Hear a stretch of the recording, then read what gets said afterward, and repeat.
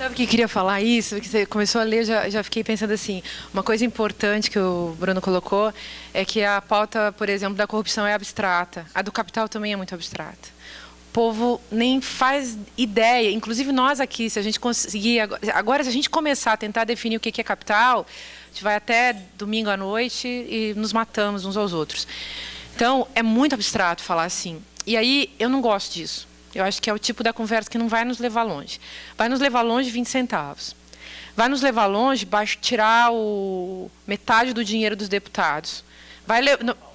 Então, por isso que eu... Então, não, ele está certo. Eu acho mesmo que a gente tem que ir para além do capital, tudo isso. O capitalismo realmente é uma estrutura político-econômica e antiética, assim, a ser analisada e tal.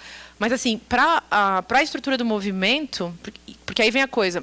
Lá na universidade, na pesquisa, no livro, a gente desmonta o capitalismo. No movimento, a gente pode até desmontar o capitalismo enquanto a gente está tomando, na nossa reunião particular, tomando nossa cerveja. Mas é importantíssimo que o capital, que já é um conceito abstrato, que já é uma ideia abstrata, que já é uma motivação abstrata, inclusive do próprio capitalista, que é, em última instância, assim, o poder da riqueza no seu caráter abstrato, é importante que isso encontre uma constituição concreta. Então, onde está o capital? Porque a gente só vai pegar o capital pelo pescoço, onde a gente encontrar o pescoço do capital. Então, onde que está isso? Isso está, de repente, se a gente faz, claro, tem coisas muito abstratas que podem ser feitas também, ou aparentemente abstratas.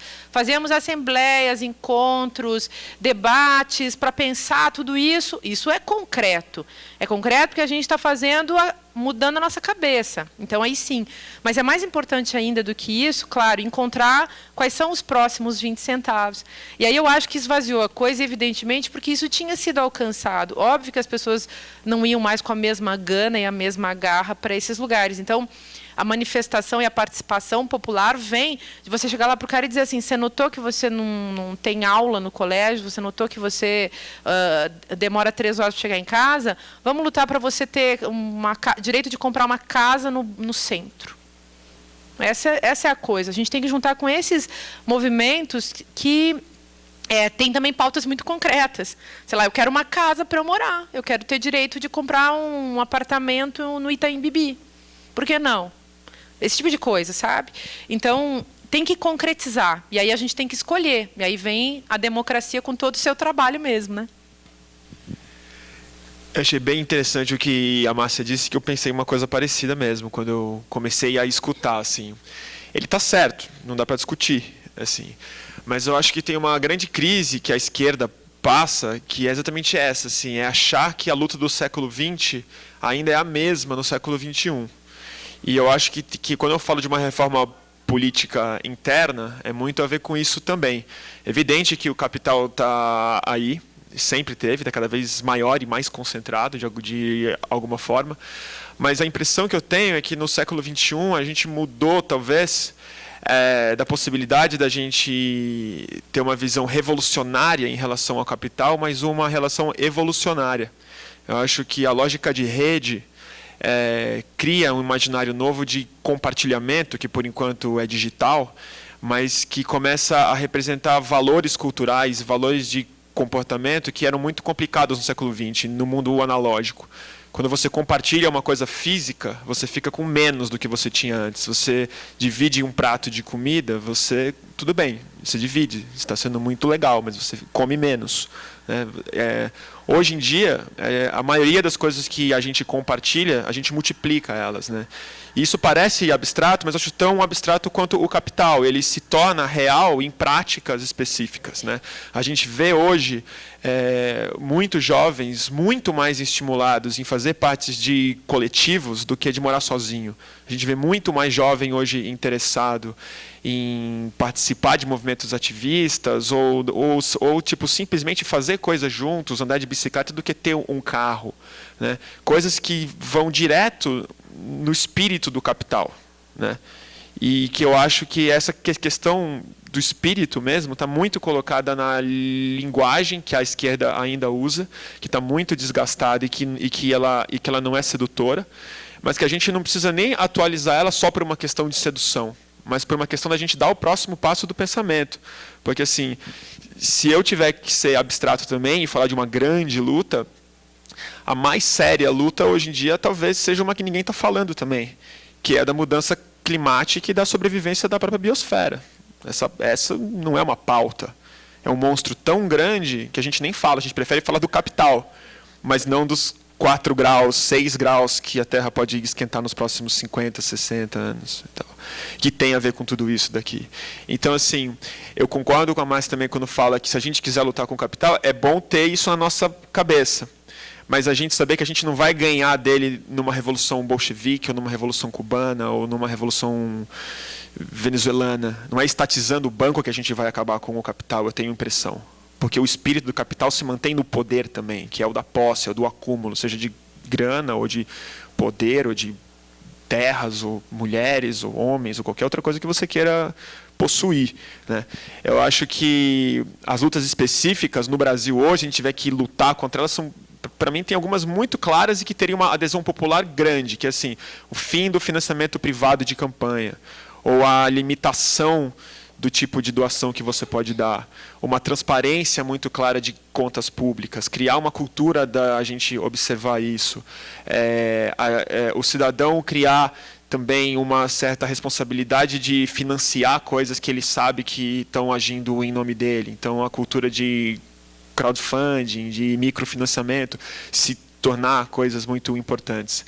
Mas e aí, tentando para a sua pergunta, como a participação popular efetiva na democracia, eu acho que é muito parecido com o que a gente está fazendo aqui, que é uma consequência muito feliz do que eu vi depois de todo o pânico que vários grupos sentiram nas ruas, é que todo mundo agora está falando, então vamos conversar, vamos fazer assembleia e tal. E quem sai fortalecido disso, inevitavelmente, são os movimentos sociais, porque só movimento social é que tem saco de fazer assembleia e de continuar na luta quando a temperatura esfriou.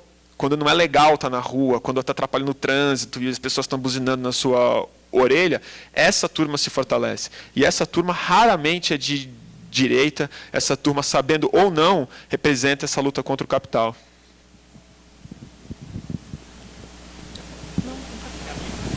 Vamos aí? As pessoas...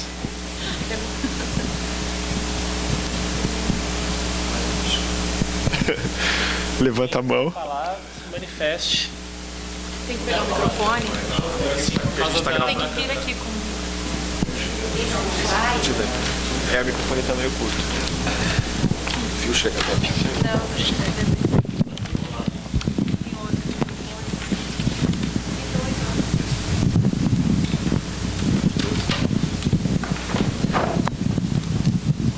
Obrigado. Alô? Tá ouvindo, não? Bom, meu nome é Carlos Blaut, sou advogado, músico também, mas o que me traz aqui é uma enorme vontade de entender também, como todos aqui, o que se passou, porque me parece que houve uma situação. De quem é? Ué. Não, olha, nunca aconteceu isso, viu? Pera aí, deixa eu ver o que tocou aqui. Pensei que fosse o hino nacional. Que coisa, eu aqui falando uma coisa séria e interrompo. Brincadeira. Bom, é bom para quebrar o clima, quebrar o gelo. Olha, eu acho o seguinte, eu acho que a discussão maior aqui é o seguinte, o que representou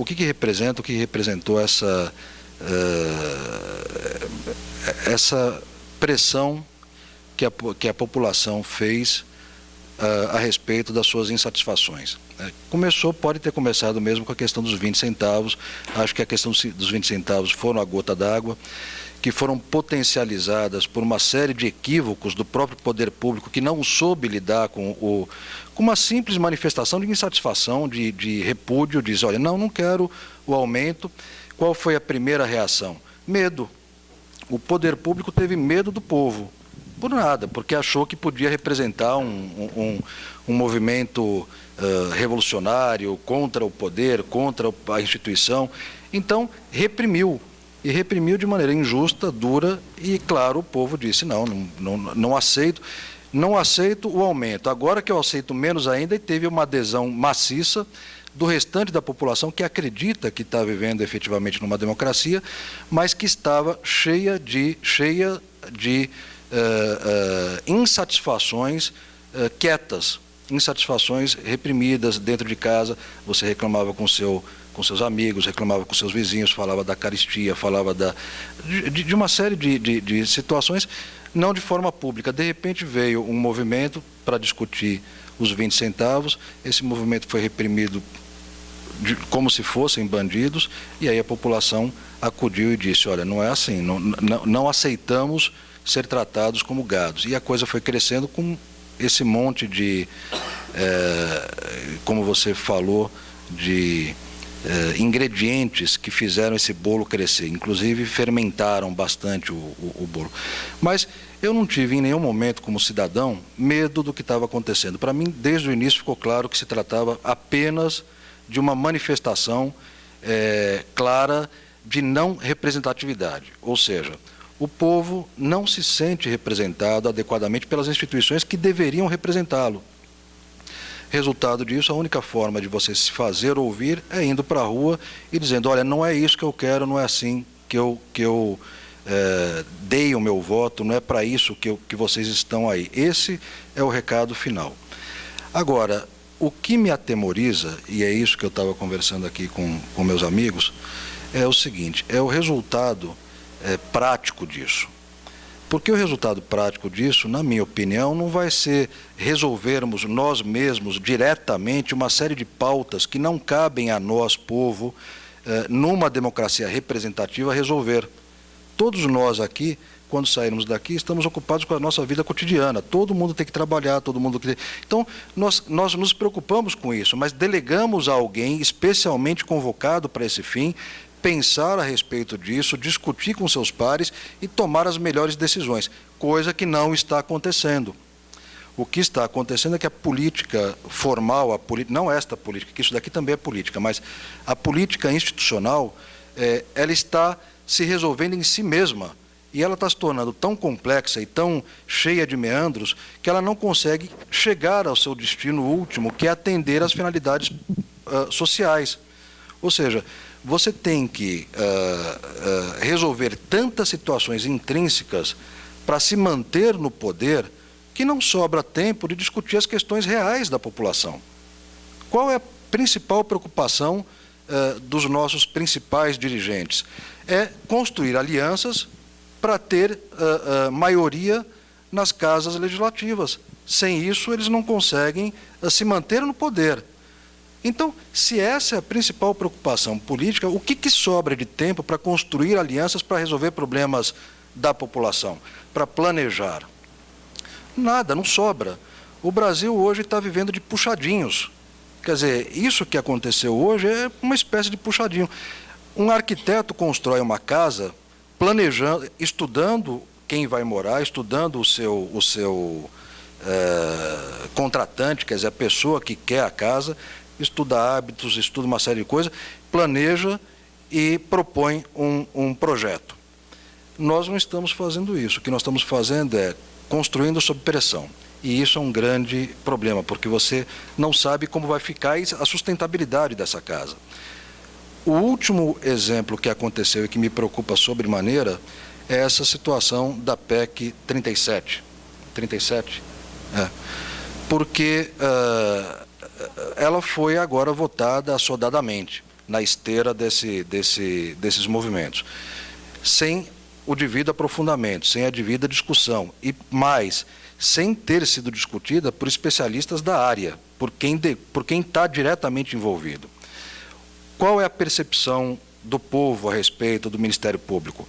O Ministério Público é o defensor da sociedade. É ele que vai lá e acusa e prende, e é melhor o Ministério Público acusar do que a polícia. É melhor o Ministério Público investigar do que a polícia.